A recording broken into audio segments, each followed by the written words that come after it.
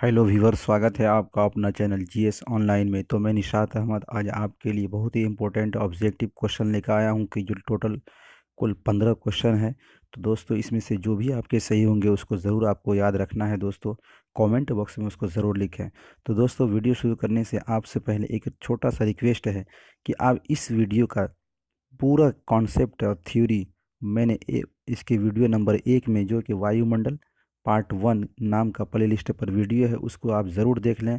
पूरा कॉन्सेप्ट आपको पूरा हो जाएगा दोस्तों कि वायुमंडल किसे कहते हैं, वायुमंडल कितने प्रकार के होते हैं, कौन कौन है, किसका क्या काम है, सारा दोस्तों उसमें मैंने कॉन्सेप्ट बतला दिया है। इसलिए आप पहले वायुमंडल पार्ट 1 वीडियो मेरे प्ले लिस्ट पर जाकर ज़रूर देख लें दोस्तों।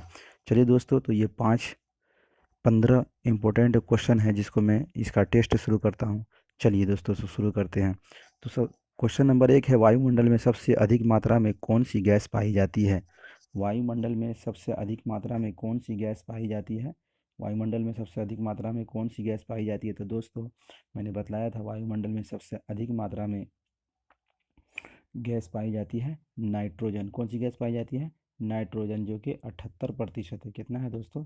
78% नाइट्रोजन, इसलिए इसका ऑप्शन नंबर बी सही हो जाएगा। अगला क्वेश्चन है, निम्न में से कौन सी गैस ग्रीन हाउस इफेक्ट के उत्तरदायी दायी है। Oxygen, chlorine, nitrogen, carbon dioxide. तो दोस्तों, ग्रीन हाउस का प्रभाव कहाँ होता है? क्षोभ मंडल में। और क्षोभ मंडल में दोस्तों मैं आपको बतला दूं, कार्बन डाइऑक्साइड ही ग्रीन हाउस के इफेक्ट के लिए उत्तरदायी है। यानी कार्बन डाइऑक्साइड ही ग्रीन हाउस का प्रभाव करता है, इसलिए इसका ऑप्शन नंबर दोस्तों डी सही हो जाएगा। अगले क्वेश्चन की तरफ चलते हैं। अगला क्वेश्चन है, भूपृष्ठ से परावर्तित अवरक्त विकिरण के अवशोषण द्वारा भूवायुमंडल के तापमान में वृद्धि की प्रक्रिया को क्या कहते हैं।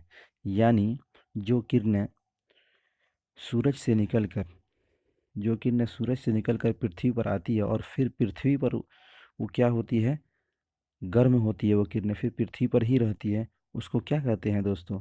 तो हम पढ़े हुए हैं कि ग्रीन हाउस का प्रभाव कहते हैं। क्या कहते हैं? ग्रीन हाउस प्रभाव। यानी जो किरणें सूरज से निकल कर आती है और पृथ्वी पर एक लेयर बन जाता है और फिर वो पूरी किरणें पृथ्वी पर ही रहती है, उसको ग्रीन हाउस प्रभाव कहते हैं। इसलिए इसका ऑप्शन नंबर ए सही हो जाएगा दोस्तों। अगले क्वेश्चन की तरफ चलते हैं। अगला क्वेश्चन, आप दोस्तों मेरे प्ले लिस्ट पर जाकर वायुमंडल पार्ट 1 वाला वीडियो ज़रूर देख लें। मैंने उसमें पूरा कॉन्सेप्ट दिया है। ये सारे क्वेश्चन मैंने उसमें कॉन्सेप्ट के साथ उसमें थ्योरी दिया है दोस्तों, वो आपको बिल्कुल समझ में आ जाएगा। अगला क्वेश्चन है, क्षोभ मंडल वायुमंडल का सबसे गर्म परत है, क्यों? क्षोभ मंडल सबसे नीचे वाला है और ये क्यों सबसे गर्म परत है? तो ऑप्शन नंबर ए में है, ये सूर्य के निकटतम है, बिल्कुल गलत है। इसमें अवशोषित कण है, ये भी गलत है। ये पृथ्वी के पृष्ठ से गर्म हो जाती है, ये बिल्कुल सही है कि ये पृथ्वी के पृष्ठ से गर्म हो जाती है। यानी जो सूरज का किरण पड़ता है वो पृथ्वी में गर्म होने के बाद ये गर्म हो जाती है, इसलिए इसका ऑप्शन नंबर सी सही होगा दोस्तों। क्या सही होगा? सी। अगला क्वेश्चन है, वायुमंडल में दैनिक मौसम परिवर्तन किस परत के कारण होता है। वायुमंडल में दैनिक मौसम किस परिवर्तन के कारण होता है? तो वायुमंडल में दैनिक मौसम परिवर्तन किस परत के कारण होता है? तो ये होता है दोस्तों क्षोभ मंडल में। किस में होता है? क्षोभ मंडल में। तो इसलिए इसका ऑप्शन नंबर बी सही हो जाएगा।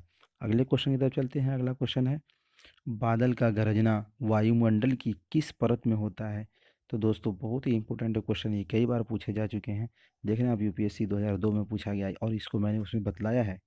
इसलिए आप मेरे वायुमंडल पार्ट 1 वाले वीडियो को ज़रूर देखें। बादल का गरजना वायुमंडल की किस परत में पाया जाता है? समताप मंडल में।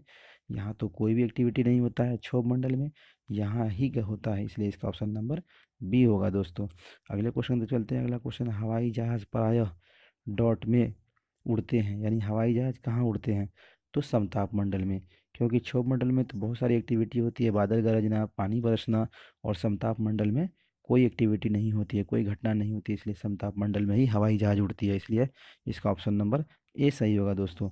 अगले क्वेश्चन पे चलते हैं। अगला क्वेश्चन है, पृथ्वी की सतह से सबसे दूर वातावरण की परत को क्या कहते हैं? यानी पृथ्वी की सतह से सबसे दूर वातावरण को क्या कहते हैं? तो समताप मंडल, ये तो 2 नंबर का ये है। क्षोभ मंडल, ये तो पहला है। बाहरीय मंडल, सबसे दूर जो है वो कौन सा है दोस्तों? बाहरीय मंडल। दोस्तों आपसे एक छोटा सा रिक्वेस्ट है कि अगर आपने हमारे चैनल को सब्सक्राइब नहीं किया है तो प्लीज़ सब्सक्राइब कर लें, लाइक और शेयर ज़रूर करें दोस्तों। चलिए अगले क्वेश्चन की तरफ चलते हैं। अगला क्वेश्चन है, वायुमंडल में सबसे अधिक ओजोन कहाँ पे केंद्रित है? वायुमंडल में सबसे अधिक ओजोन कहाँ पे केंद्रित है? तो समताप मंडल। बिल्कुल सही है दोस्तों, समताप मंडल में ही सबसे अधिक ओजोन केंद्रित है। यही पराबैंगनी किरण को आने से रोकता है दोस्तों, इसलिए इसका ऑप्शन नंबर ए सही होगा दोस्तों। अगले क्वेश्चन की जब चलते हैं, अगला क्वेश्चन है, निम्न में से किस मंडल को संवहन मंडल भी कहते हैं? दोस्तों निम्न में से किस मंडल को संवहन मंडल भी कहते हैं? अच्छा क्वेश्चन है, ये कई बार पूछे जा चुके हैं। देखिए एसएससी 2009, बीपीएससी 2004 में भी पूछा गया है। निम्न में से किस मंडल को संवहन मंडल, तो संवहन मंडल क्षोभ मंडल का दूसरा नाम है, इसलिए इसका ऑप्शन नंबर ए सही होगा दोस्तों। अगले क्वेश्चन की तरफ चलते हैं। अगला क्वेश्चन है, किस ऋतु में क्षोभ मंडल की ऊंचाई में वृद्धि हो जाती है? तो मैं आपको बता दूं, ग्रीष्म ऋतु में यानी गर्मी की ऋतु में क्षोभ मंडल में क्या हो जाती है? वृद्धि हो जाती है, इसलिए इसका ऑप्शन नंबर बी सही होगा दोस्तों। अगले क्वेश्चन की तरफ चलते हैं। अगला क्वेश्चन है, संचार उपग्रह किस वायुमंडल परत परत में स्थित होते हैं? संचार उपग्रह किस वायुमंडल में परत में स्थित होते हैं? तो आपको बताया हूँ दोस्तों मैंने कि सैटेलाइट ये सब सारे जो लगते हैं कहाँ पे लगते हैं दोस्तों, ये मैंने इस सारे उसमें इस वीडियो में मैंने बताया, इसलिए आप उसको ज़रूर जाकर दोस्तों देखें। ये सारे लगते हैं आयन मंडल में। कहाँ लगते हैं दोस्तों? आयन मंडल में, जो कि मध्य मंडल के बाद है। जितने भी सैटेलाइट होते हैं सब कहाँ लगते हैं? वही आयन मंडल में लगते हैं, इसलिए इसका ऑप्शन नंबर डी सही होगा दोस्तों। अगले क्वेश्चन पे चलते हैं। अगला क्वेश्चन है, क्षोभ मंडल में तापमान। देखिए दोस्तों, आरआरबी टेक्नीशियन में 2005 में पूछा है, क्षोभ मंडल में तापमान ऊंचाई के साथ घटता है, ऊंचाई के साथ बढ़ता है और परिवर्तित रहता है, पहले घटता है फिर बढ़ता है। तो नीचे दोनों वाला तो गलत है, ये भी गलत है, ये भी गलत है। ऊंचाई के साथ बढ़ता है, ये भी गलत है दोस्तों। ऊंचाई के साथ घटता है यानी क्षोभ मंडल में घनत्व ज़्यादा है और जैसे जैसे आप ऊपर बढ़ते जाएंगे आपका क्या होगा? घनत्व घटता जाएगा दोस्तों। तो ऑप्शन नंबर ए सही होगा इसका दोस्तों। अगले क्वेश्चन की तरफ चलते हैं। अगला क्वेश्चन है, ओजोन परत मुख्यतः पाई जाती है, यानी ओजोन परत मुख्यतः कहाँ पे पाई जाती है ये बतलाना है। तो ओजोन परत मुख्यतः समताप मंडल में पाई जाती है। कहाँ पाई जाती है दोस्तों? समताप मंडल में, इसलिए इसका ऑप्शन नंबर ये सही हो जाएगा दोस्तों।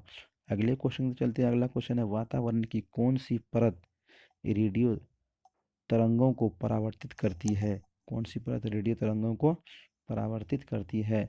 तो समताप मंडल, क्षोभ मंडल, मध्य मंडल, आयन मंडल। तो इसका ऑप्शन नंबर डी सही हो जाएगा दोस्तों।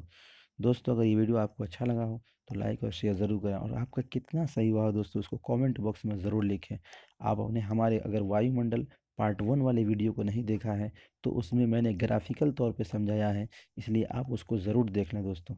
धन्यवाद।